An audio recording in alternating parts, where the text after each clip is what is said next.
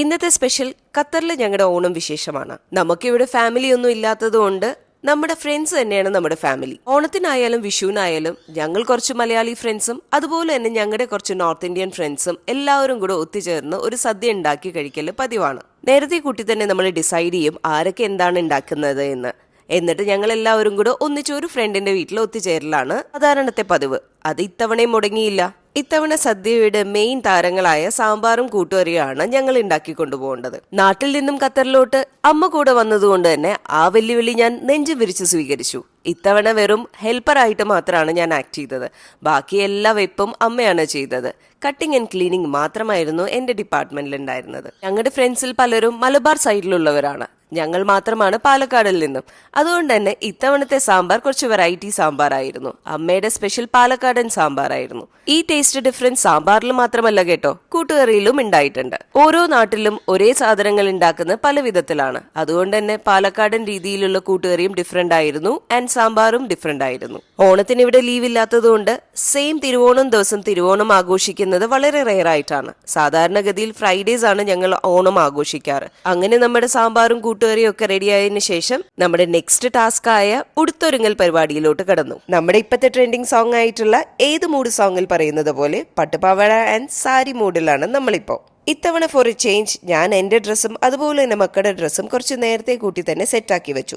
സാധാരണഗതിയിൽ ലാസ്റ്റ് മിനിറ്റിലാണ് ഇതെല്ലാം സെറ്റ് ചെയ്യുക. സദ്യക്കുള്ള വിഭവങ്ങളൊക്കെ ഒരുക്കിയതിനു ശേഷം പിന്നെ ഒരു നെട്ടോട്ടമാണ്. എന്റെ വള കാണാനില്ല, എന്റെ പിന്ന് കാണാനില്ല, എന്റെ കമ്മൽ കാണാനില്ല എന്നൊക്കെ പറഞ്ഞിട്ട്. എന്നിട്ടോ പോകേണ്ട സ്ഥലത്ത് വളരെ ലേറ്റ് ആവുകയും ചെയ്യും. ഈ ഡ്രസ്സൊക്കെ സെറ്റാക്കി വെച്ചപ്പോഴാണ് നമ്മൾ തലേ ദിവസം ഉണ്ടാക്കി വെച്ചിട്ടല്ല നമ്മുടെ ടിഷ്യൂ പേപ്പർ മുല്ലപ്പൂവിനെ കുറിച്ച് എനിക്ക് ഓർമ്മ വന്നത്. പിന്നെ ഓടിപ്പോയി അതും എടുത്ത് എന്റെ സാരിയുടെ ഒപ്പം വെച്ച് കുറച്ച് സ്റ്റൈല് കാണിക്കാമെന്ന് കരുതി. ഈ രാവിലെ നേരങ്ങളിലൊക്കെ ഞങ്ങളുടെ വീട്ടിലെ എല്ലാവരും ഭയങ്കര ബിസി ആയിരുന്നു. Except for one person. ഇത് മറ്റാരുമായിരുന്നില്ല, ഞങ്ങളുടെ പെറ്റ് പാരറ്റായ സോയി.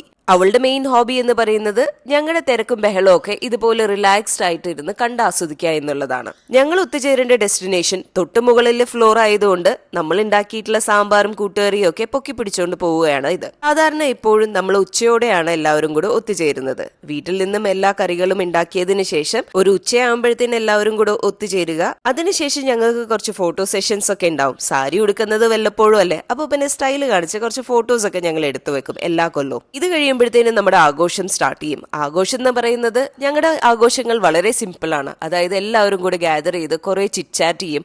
അത് കഴിഞ്ഞ് കുറച്ച് പാട്ടും ഡാൻസും ബഹളവും പിന്നെ സദ്യ കഴിക്കലും അങ്ങനെയൊക്കെ ആവുമ്പോഴത്തേനും നമ്മുടെ രാത്രിയാവും.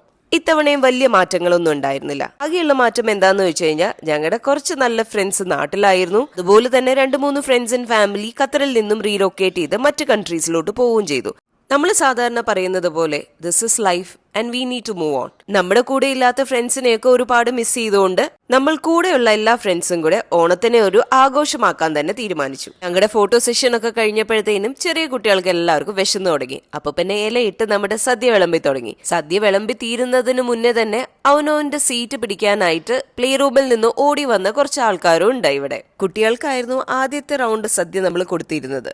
അതിനുശേഷം ഓരോ റൗണ്ടുകളായി വലിയവരും ഇരുന്നു. ഈ കണ്ടുകൊണ്ടിരിക്കുന്നത് അവസാനത്തെ റൗണ്ടിൽ അടപ്രഥമനും പപ്പടവും പായസവും ഒക്കെ കൂട്ടി കുഴച്ച് അടിച്ചുകൊണ്ടിരിക്കുന്ന കാഴ്ചയാണ്. ഇതിലെ കോമഡി എന്താന്ന് വെച്ച് കഴിഞ്ഞാൽ നമ്മുടെ ഫസ്റ്റ് റൗണ്ട് തുടങ്ങിയത് 2 മണിക്കാണെങ്കിൽ അത് അവസാനിക്കുന്നത് ഈവനിങ് 7 o'clock-നാണ്. അതിന് കാരണം മറ്റൊന്നുമല്ല, നമ്മൾ ഒത്തുചേരുമ്പോൾ എപ്പോഴും ഉണ്ടാവുന്ന ഈ പാട്ടും ഡാൻസും ബഹളവും എല്ലാം കൂടെ കഴിഞ്ഞു വരുമ്പോഴത്തേനും ഒരു സമയമാവും. ഇതുപോലുള്ള ഗ്യാതറിങ്സ് പലപ്പോഴും മാസങ്ങൾക്ക് ശേഷമായിരിക്കും ഉണ്ടാവുക. അതുകൊണ്ട് തന്നെ ഫ്രണ്ട്സിനെ കാണുമ്പോൾ നാട്ടുവിശേഷവും വീട്ടുവിശേഷവും ഒക്കെ പറഞ്ഞിരുന്ന് സമയം പോകുന്നത് തന്നെ അറിയൂല. പല സിറ്റുവേഷൻസിലും നമ്മൾ വർത്താനം പറഞ്ഞ് വൻ ഡിബേറ്റ്സിലേക്ക് കിടക്കുകയും ചെയ്യും.